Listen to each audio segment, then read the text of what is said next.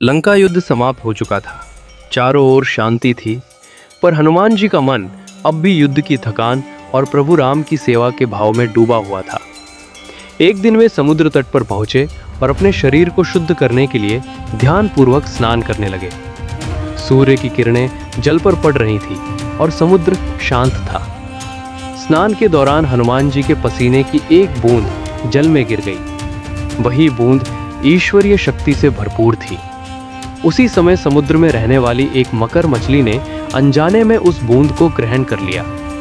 किसी को यह ज्ञात नहीं था कि यह कोई साधारण घटना नहीं, बल्कि भगवान की एक अद्भुत लीला थी। समय बीतने के साथ उस मकर मछली के गर्भ से एक विलक्षण बालक का जन्म हुआ। उसका शरीर अद्भुत था, ऊपरी भाग वानर जैसा और निचला भाग मकर के समान। उसका नाम रखा गया मकर ध्वज। वो जन्म से ही शक्तिशाली था और उसकी आंखों में तेज और साहस झलकता था। मकर ध्वज का पालन पोषण पाताल लोक में हुआ। उसे यही सिखाया गया कि उसका धर्म पाताल के द्वार की रक्षा करना है। उसे अपने जन्म या पिता के विषय में कुछ भी ज्ञात नहीं था।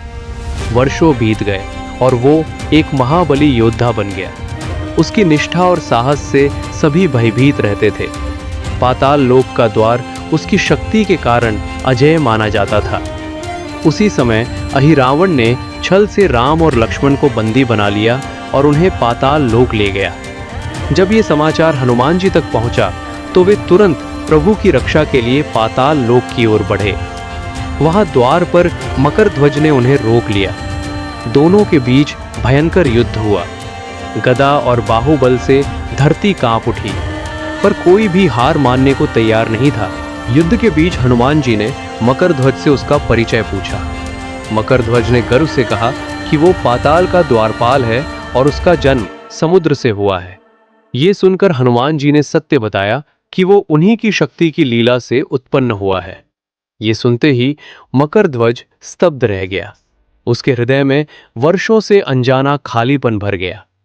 हनुमान जी ने उसे गले लगाया और आशीर्वाद दिया।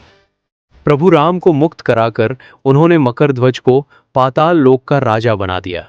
इस प्रकार बिना विवाह के भी हनुमान जी के पुत्र का जन्म ईश्वर की इच्छा से हुआ, जो आज भी भक्ति, बल और धर्म का अनुपम उदाहरण है।